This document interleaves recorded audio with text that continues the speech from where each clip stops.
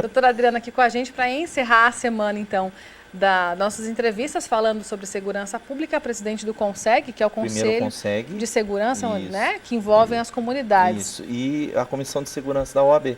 Pois é, o doutor não participou com a gente da semana das comissões da OAB, mas vem falar aqui, encerrar a nossa série de entrevistas falando do setor de segurança.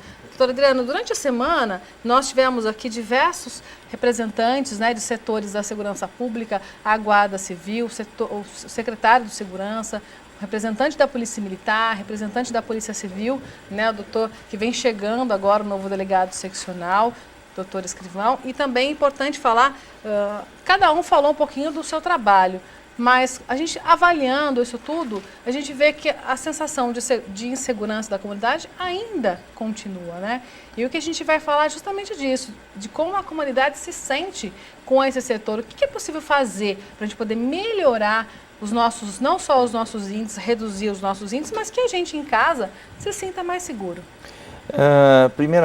Primeiramente, Poliana, eu agradeço mais uma vez em nome da OAB e do CONSEG a oportunidade de estar aqui dialogando com a TV Claré e com os munícipes, né? É muito interessante esse assunto, é um tema que assola, mas é um tema que mostra também a inércia da população.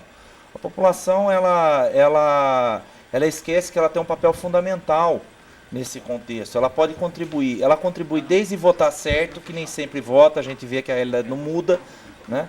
Até em pequenos detalhes de postura. Há pouco eu estava assistindo, Poliana, você lançou a questão de iluminação.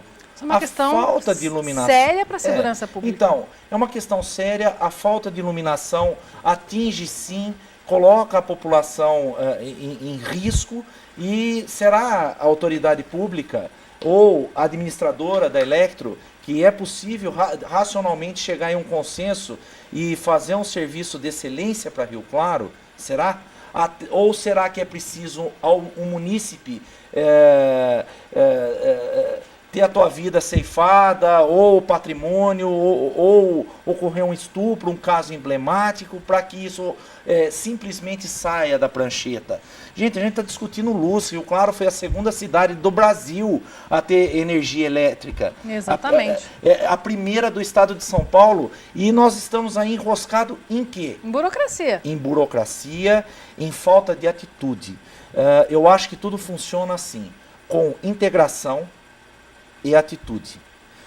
Dr. Miguel, é um júbilo ter realmente pessoas do calibre dele aqui. Semana passada a gente ainda falou, olhando a atitude dele em Limeira, eu falei, gente, a gente precisava ter um ar mudado desse nível em Rio Claro, muito importante. Então é um momento de diálogo, de integração.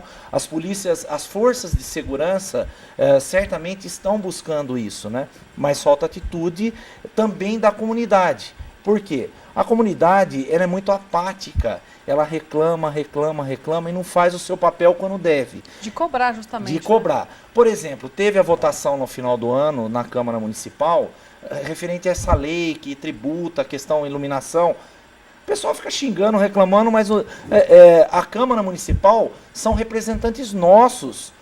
Nós votamos para que a Câmara Municipal se formasse. Então a população, ela não tem que quebrar as coisas, ela tem que participar e cobrar. Questionar. Exatamente. O serviço está excelência, o serviço está sendo feito de maneira adequada, o serviço ou não está sendo adequado. Pelo que eu vi a reportagem aí, inadequado, e pode ter certeza, Poliana, que a tua estatística logo vai aumentar em razão de algum fato decorrente da falta de iluminação.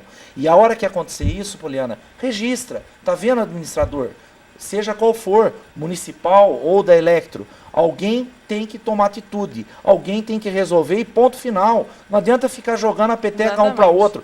Na segurança, infelizmente, é costume sempre de olhar para trás. Né? Olhar para trás, aquilo ocorreu porque a Polícia Civil é culpada, a Polícia Militar, o Estado é culpado, o município, um joga a bola para o outro. Não, ocorreu porque o sistema está errado. Nós temos que adequar esse sistema a partir da luz. Se a gente tem uma luz, que é a luz sempre no fim do túnel, né? Há a esperança de uma modificação. E essa mudança, ela deve vir do nosso comportamento, da comunidade, daquele que tem o poder de voto e aquele que tem o poder de realmente começar a mudar algo. De buscar, né, de exigir que a situação mude. Falando um pouquinho, a gente acompanha o setor policial um pouco mais de perto ao longo desses últimos anos e o que a gente vem percebendo, Adriano, é que uma característica da criminalidade aqui em Rio Claro é que as pessoas que cometeram, né, os bandidos, eles são reincidentes. Já cumpriram pena, saem do sistema prisional das diversas formas, mas são reincidentes, quer dizer, voltam para a criminalidade. O que acontece? É uma situação muito óbvia, Poliana. Quando a gente trata da parte técnica, que é a palavra reincidência já é uma questão técnica decorrente de um ato, de um comportamento, é a reiteração daquele comportamento, nesse caso em questão, de um delito, né? A pessoa, é simples, o sistema não recupera, o sistema ele absorve um efeito, então a gente tem que derivar. Tem o sistema infracional, que são os adolescentes, os jovens, né, os menores, e tem o sistema adulto, ok? A pessoa passa um período, aqueles que absorvem a oportunidade dentro da realidade, da gama, da demanda que existe, da quantidade, da oferta de pessoas envolvidas em delitos aí de todas as idades. No estado de São Paulo são 220 mil pessoas que estão encarceradas aproximadamente. Você pega, é uma cidade maior que Rio Claro. Exatamente. Ok, o sistema, ela está lá por um período em razão de um processo, né, judicial, cumprindo uma pena, ok, ou uma medida socioeducativa. Essa pessoa sai, a casa continua desestruturada, a sociedade desestruturada, a família desestruturada, a falta de emprego, falta tudo. Então, a reincidência é muito clara. A pessoa ela fica alienada. Aliás, esse tempo de alienação está poupando ela de não ser alvo de um homicídio ou de participação de homicídio ou de outros delitos, né? E a gente percebe isso, que é um termômetro às questões dos indultos. Toda vez que tem indulto, a polícia passa a trabalhar triplicado. Polícia Civil e Militar. O cara está lá dentro, você vê como o sistema é. Ele volta para a realidade dele e imediatamente ele vai praticar o crime. Doutora Adriana, nós preparamos uma reportagem, inclusive, com algumas vítimas dos últimos casos aqui de violência em Rio Claro. Queria que o senhor acompanhasse com a gente. Ok. Percebi 2 elementos pulando a mureta e com ambulantes do lado andando. Eu pensei que fosse trafegantes da pista. Nisso eles chegaram no meu vidro que estava meio aberto, não estava totalmente fechado. Me mostraram uma arma, na hora eu pensei que fosse de brinquedo. E ele falou, é um assalto, desce do carro, tira a mão do volante. Com essa intuição, eu falei, eu não vou descer do carro e não vou tirar a mão do volante. Eu percebi que ele ia me desferir um soco. Nisso, a hora que ele foi com o soco, eu desvencilhei e ainda me pegou de raspão um pouco na boca e no nariz, vindo a sangrar um pouco por causa da batida do nariz. Eles estão cada vez mais audaciosos. Não escolhem horário, nem local. Pode ser a luz do dia em uma rodovia movimentada.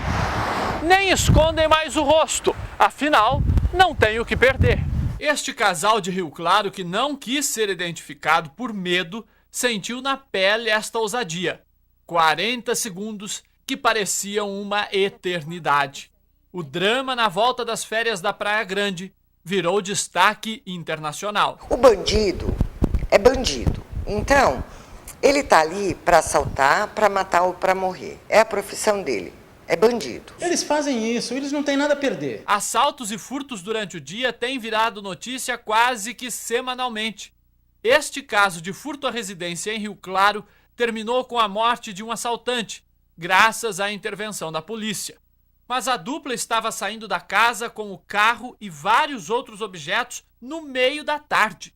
Quando a dona da casa chegou, deu de cara com esta cena. Para piorar, não foi a primeira vez. Eu pensei que foi meu filho que tinha atropelado alguém. A partir daí eu tentei ir mais depressa ainda com o carro, a polícia já parou na frente, já não deixou eu me aproximar. Aí eu falei, é minha casa, como que eu não posso chegar? Eu quero saber o que está acontecendo.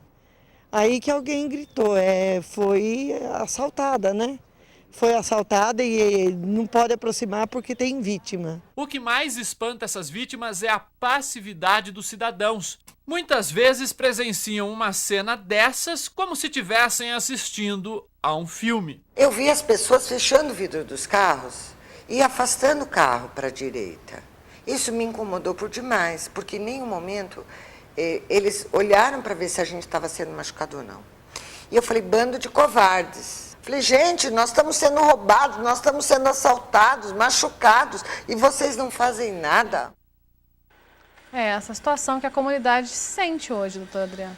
É uma situação de banalização da vida, banalização de postura, da conduta, falta de autoridade, falta de respeito. A pessoa não acredita porque leva muito tempo. Se encontrarem essas pessoas, esses delinquentes, quando encontrarem, a pessoa já vai nem lembrar mais, porque ele certamente praticou outros atos. Até esse cara ser condenado, e se ele for preso em razão disso, vamos colocar, são hipóteses, tudo subjetivo.